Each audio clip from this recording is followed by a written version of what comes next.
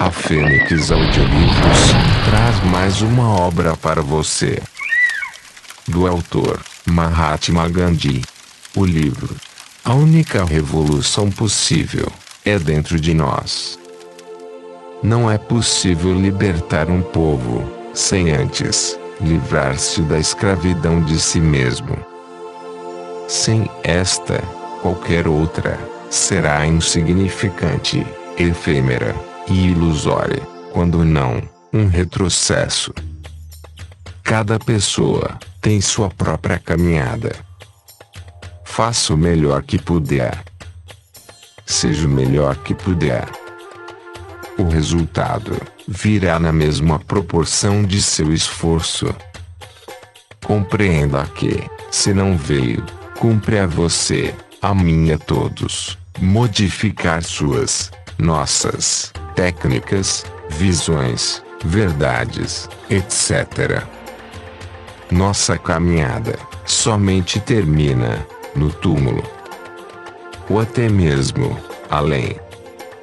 Segue a essência de quem teve sucesso em vencer um império.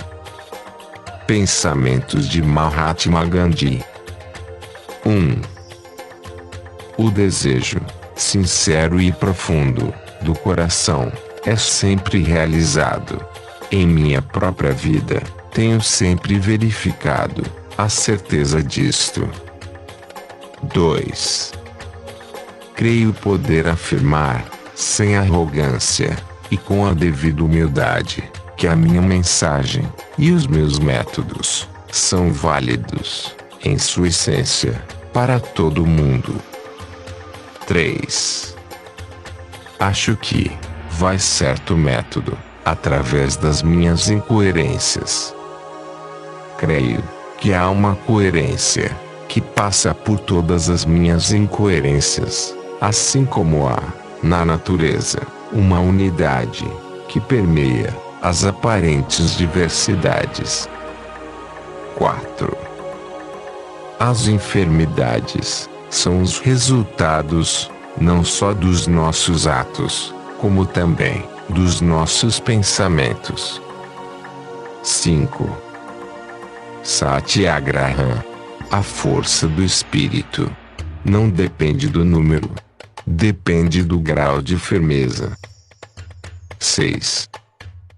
Satyagraha e Ahimsa são como duas faces da mesma medalha, ou melhor, como as duas faces de um pequeno disco de metal, liso e sem incisões.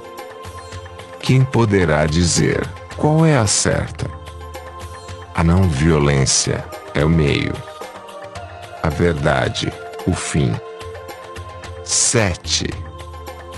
A minha vida é um todo indivisível, e todos os meus atos convergem uns nos outros.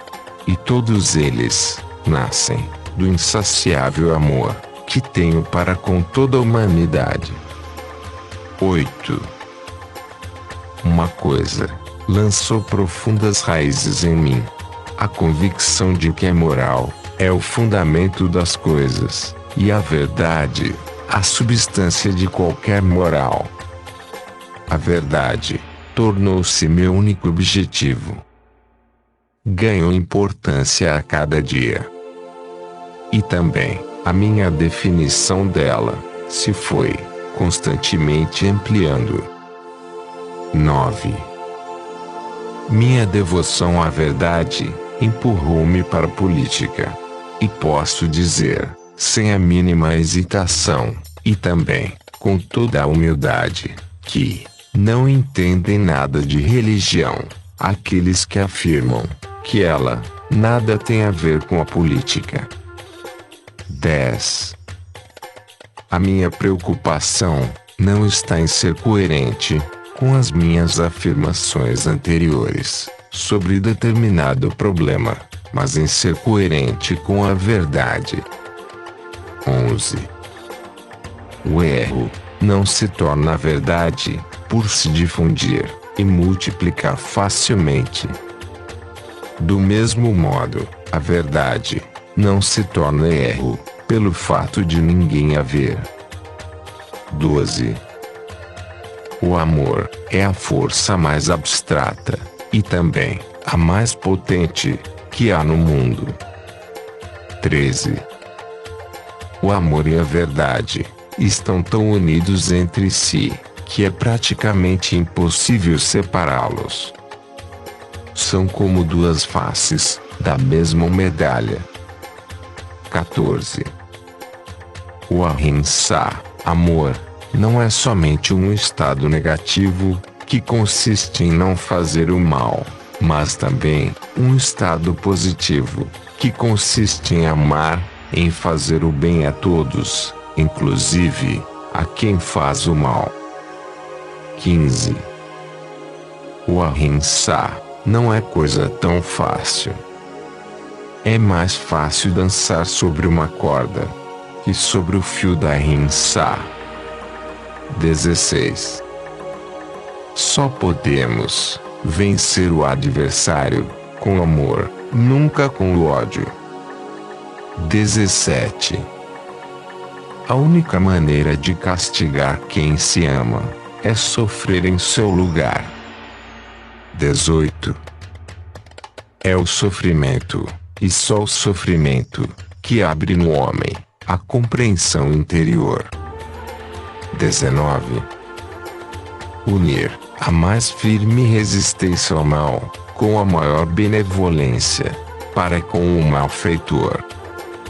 Não existe outro modo de purificar o mundo. 20. A minha natural inclinação para cuidar dos doentes transformou-se aos poucos em paixão, a tal ponto que muitas vezes fui obrigado a descuidar o meu trabalho. 21. A não violência é a mais alta qualidade de oração. A riqueza não pode consegui-la. A cólera foge dela. O orgulho devora. A gula e a luxúria ofuscam-na. A mentira a esvazia. Toda a pressão não justificada a compromete. 22. Não violência não quer dizer renúncia a toda forma de luta contra o mal. Pelo contrário, a não violência, pelo menos como eu a concebo, é uma luta ainda mais ativa e real que a própria lei do talião, mas em plano moral. 23. A não violência não pode ser definida como um método passivo ou inativo. É um movimento bem mais ativo que outros e exige o uso das armas. A verdade e a não violência são, talvez, as forças mais ativas de que o mundo dispõe. 24. Para tornar-se verdadeira força, a não violência deve nascer do espírito. 25. Creio que a não violência é infinitamente superior à violência, e que o perdão é bem mais viril que o castigo. 26. A não violência, em sua concepção dinâmica, significa sofrimento consciente. Não quer, absolutamente, dizer submissão humilde à vontade do malfeitor, mas um empenho, com todo ânimo, contra o tirano. Assim, um só indivíduo, tendo como base esta lei, pode desafiar os poderes de um império injusto, para salvar a própria honra, a própria religião, a própria alma, e adiantar as premissas para a queda e a regeneração daquele mesmo império.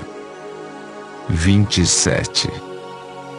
O método da não violência pode parecer demorado, muito demorado, mas eu estou convencido de que é o mais rápido. 28. Após meio século de experiência, sei que a humanidade não pode ser libertada, senão pela não violência. Se bem entendi, é esta a lição central do cristianismo. 29. Só se adquire perfeita saúde, vivendo na obediência às leis da natureza. A verdadeira felicidade é impossível sem verdadeira saúde, e a verdadeira saúde é impossível sem rigoroso controle da gula. Todos os demais sentidos estarão automaticamente sujeitos a controle quando a gula estiver sob controle. Aquele que domina os próprios sentidos conquistou o mundo inteiro e tornou-se parte harmoniosa da natureza. 30. A civilização, no sentido real da palavra, não consiste na multiplicação, mas na vontade de espontânea limitação das necessidades. Só essa espontânea limitação acarreta a felicidade e a verdadeira satisfação, e aumenta a capacidade de servir. 31. É injusto e imoral tentar fugir às consequências dos próprios atos. É justo que a pessoa que come em demasia se sinta mal ou jejue. É injusto que quem cede aos próprios apetites fuja às consequências, tomando tônicos ou outros remédios. É ainda mais injusto que uma pessoa ceda às próprias paixões animalescas e fuja às consequências dos próprios atos.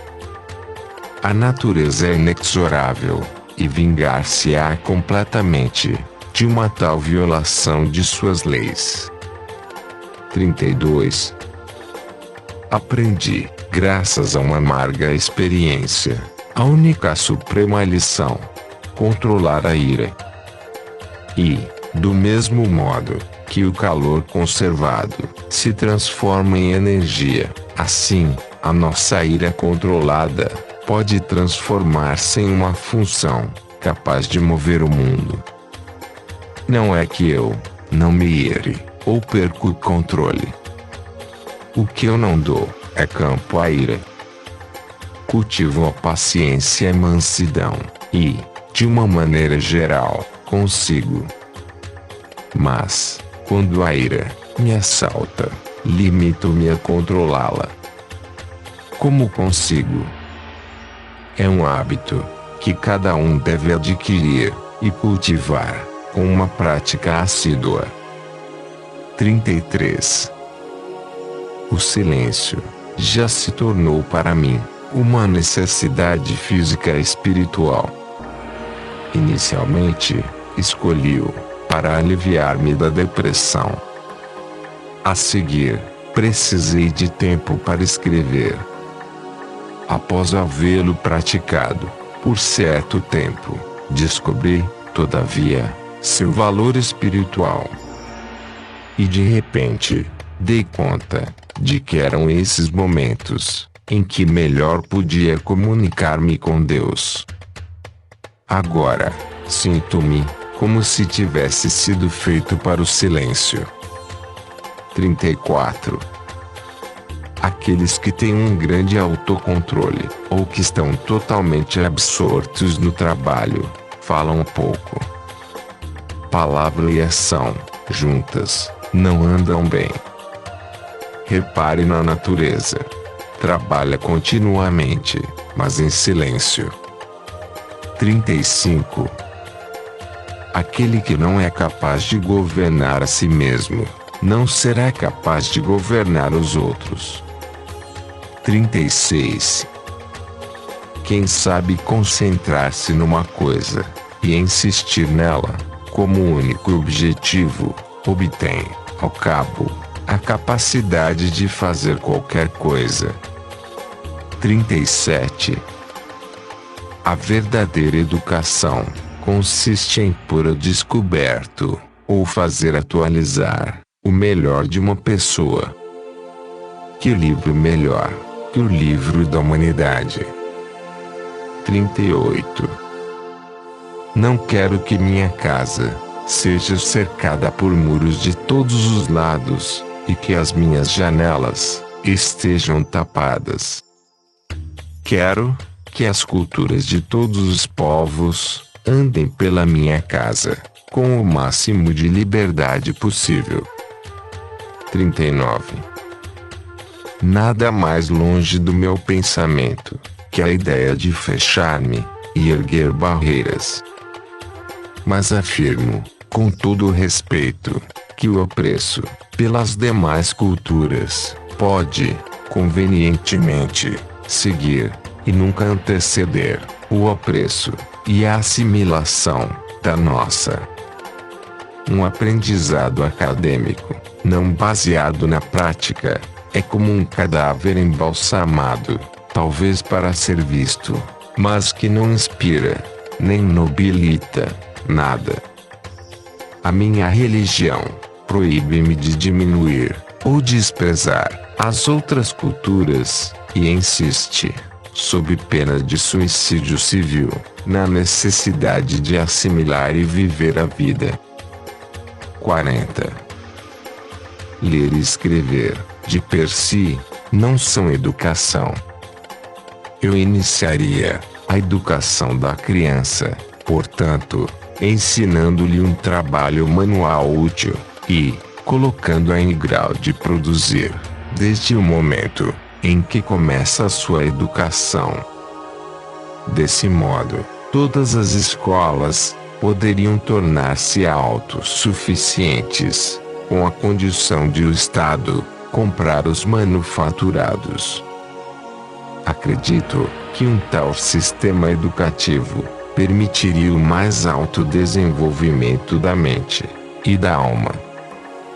É preciso, porém, que o trabalho manual não seja ensinado apenas mecanicamente, como se faz hoje, mas cientificamente, isto é, a criança deveria saber o porquê e o como de cada operação.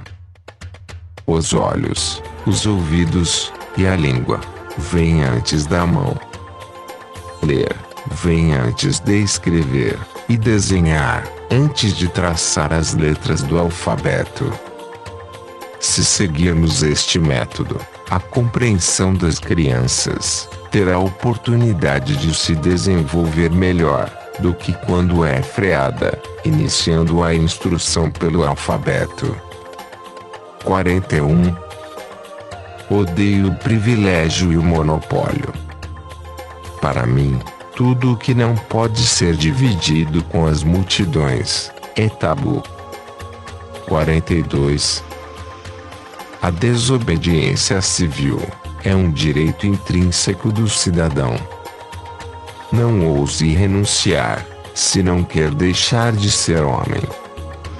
A desobediência civil nunca é seguida pela anarquia. Só a desobediência criminal, com a força. Reprimir a desobediência civil é tentar encarcerar a consciência. 43. Todo aquele que possui coisas de que não precisa é um ladrão. 44. Quem busca a verdade, quem obedece à lei do amor, não pode estar preocupado com o amanhã. 45. As divergências de opinião não devem significar hostilidade.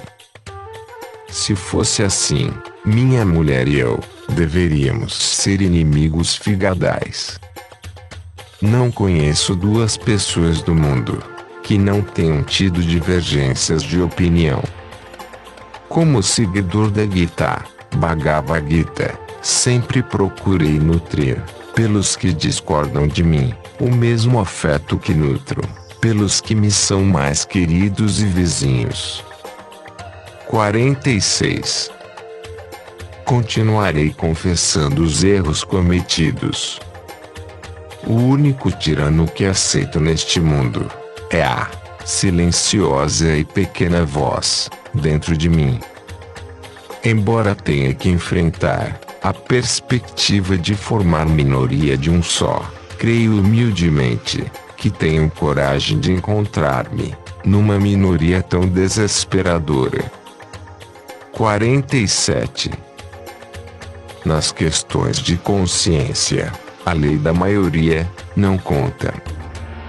48. Estou firmemente convencido que só se perde a liberdade por culpa da própria fraqueza. 49. Acredito na essencial unidade do homem e, portanto, na unidade de tudo o que vive. Por conseguinte, se um homem progredir espiritualmente, o mundo inteiro progride com ele, e se um homem cai, o mundo inteiro cai, em igual medida. 50. Minha missão não se esgota na fraternidade entre os indianos. A minha missão não está, simplesmente, na libertação da Índia, embora ela absorva, em prática, toda a minha vida, e todo o meu tempo. Por meio da libertação da Índia, espero atuar e desenvolver a missão da fraternidade dos homens. O meu patriotismo não é exclusivo. Engloba tudo. Eu repudiaria o patriotismo que procurasse apoio na miséria ou na exploração de outras nações. O patriotismo que eu concebo não vale nada se não se conciliar sempre, sem exceções, o maior bem e a paz de toda a humanidade. 51. A mulher deve deixar de se considerar o objeto da concupiscência do homem. O remédio está em suas mãos, mais que nas mãos do homem. 52. Uma vida sem religião é como um barco sem leme. 53. A fé, um sexto sentido, transcende o intelecto, sem contradizê-lo. 54. A minha fé, nas densas trevas, resplandece mais viva. 55. Somente podemos sentir Deus, destacando-nos dos sentidos. 56. O que eu quero alcançar, o ideal que sempre almejei com sofreguidão, é conseguir o meu pleno desenvolvimento, ver Deus face a face, conseguir a libertação do eu. 57. Orar não é pedir. Orar é a respiração da alma. 58. A oração salvou minha vida. Sem a oração, teria ficado muito tempo sem fé. Ela salvou-me do desespero. Com o tempo, a minha fé aumentou, e a necessidade de orar tornou-se mais irresistível. A minha paz, muitas vezes, causa inveja. Ela vem-me da oração. Eu sou um homem de oração.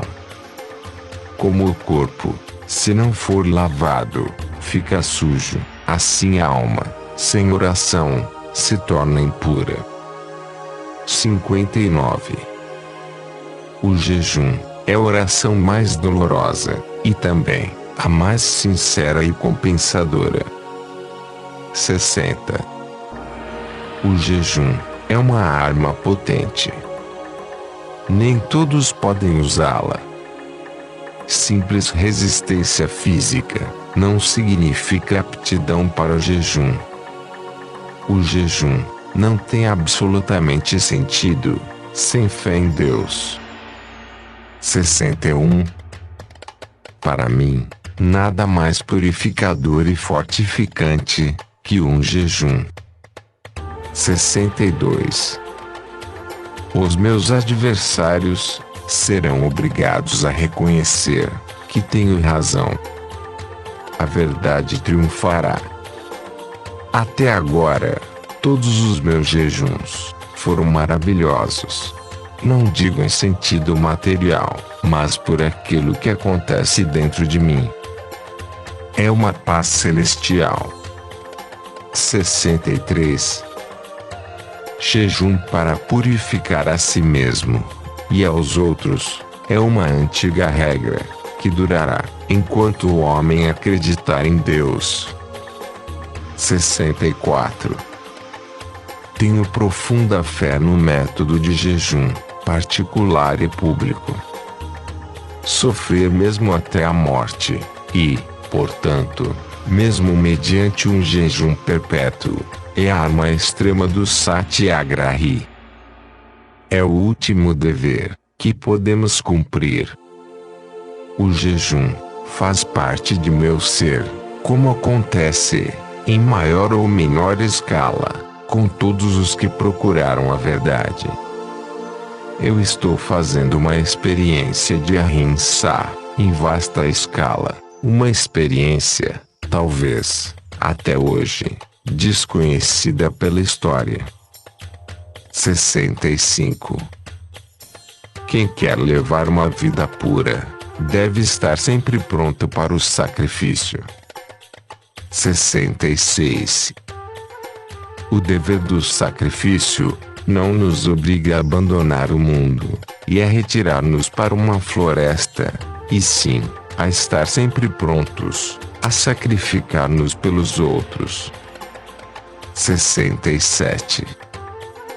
Quem venceu o medo da morte, venceu todos os outros medos. 68.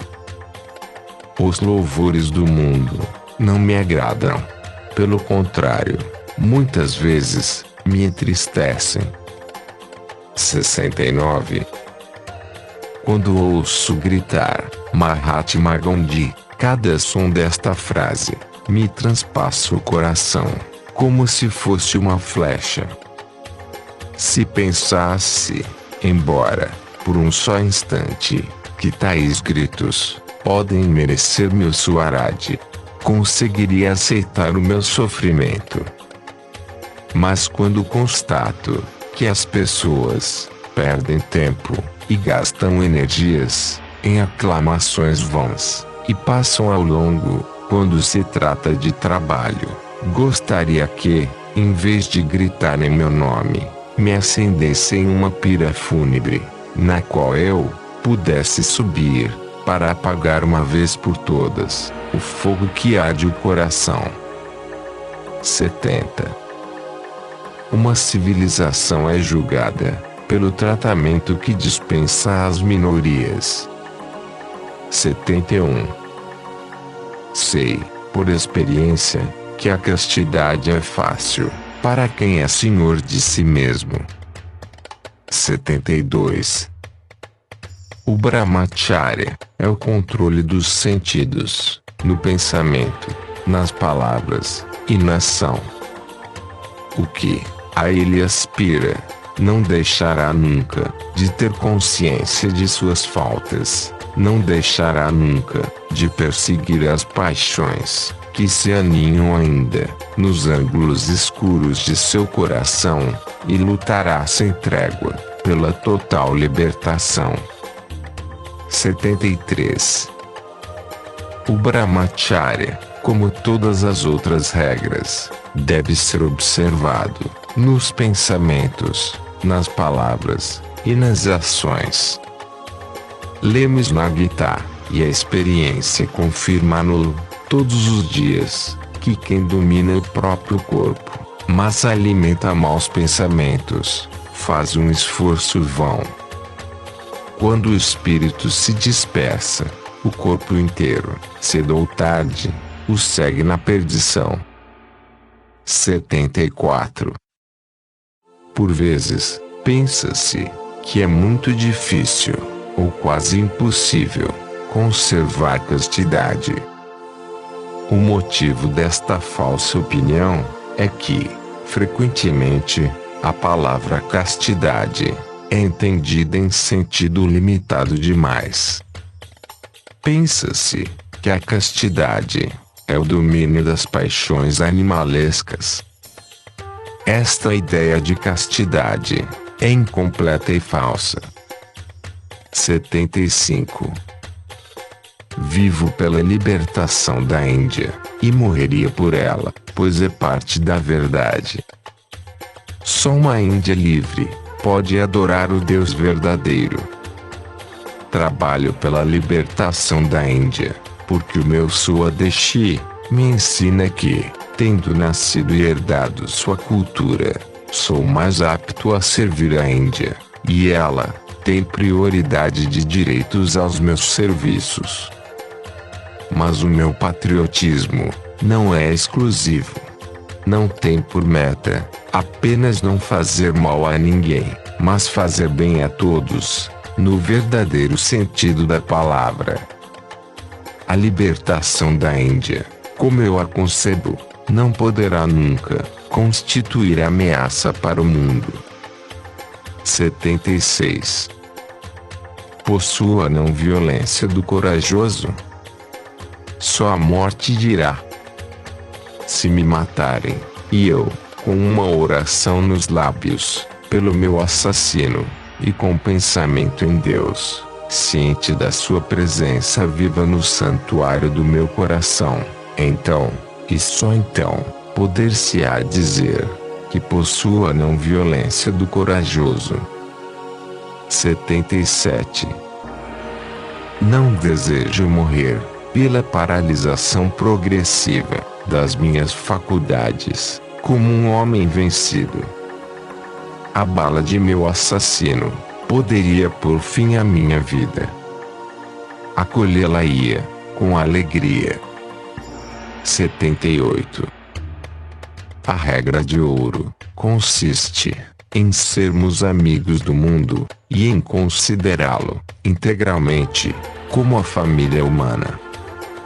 Quem faz distinção entre os fiéis da própria religião e os de outra, deseduca os membros da sua religião e abre caminho para o abandono, a irreligião. 79. A força de um homem e de um povo está na não violência. Experimentem. Sobre a revolução não violenta de Mahatma Gandhi. Gandhi continua o que o Buda começou. Em Buda, o espírito é o jogo do amor, isto é, a tarefa de criar condições espirituais diferentes no mundo. Gandhi dedica-se a transformar condições existenciais. Albert Schweitzer. A não violência é a lei de nossa espécie, como a violência é a lei do bruto. O espírito dorme no bruto, e não conhece outra lei, senão a do poder físico. A dignidade de homem requer obediência a uma lei mais elevada, a força do espírito. Mahatma Gandhi.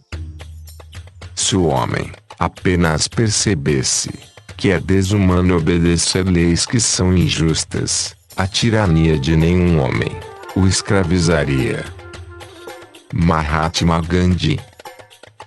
Não pode haver nenhuma paz interior sem verdadeiro conhecimento. Mahatma Gandhi. Para a autodefesa, eu restabeleceria a cultura espiritual. A melhor, mais duradoura, autodefesa é a autopurificação. Mahatma Gandhi. Este livro é uma reprodução exclusiva para deficientes visuais, de acordo com a Lei 9.610, artigo 46. Você ouviu mais um audiolivro disponibilizado pela Fênix Audiolivros. Se gostou e quer escutar mais, dê um joinha no vídeo e Inscreva-se no nosso canal do YouTube. Fênix Audiolivros, acendendo a chama do conhecimento.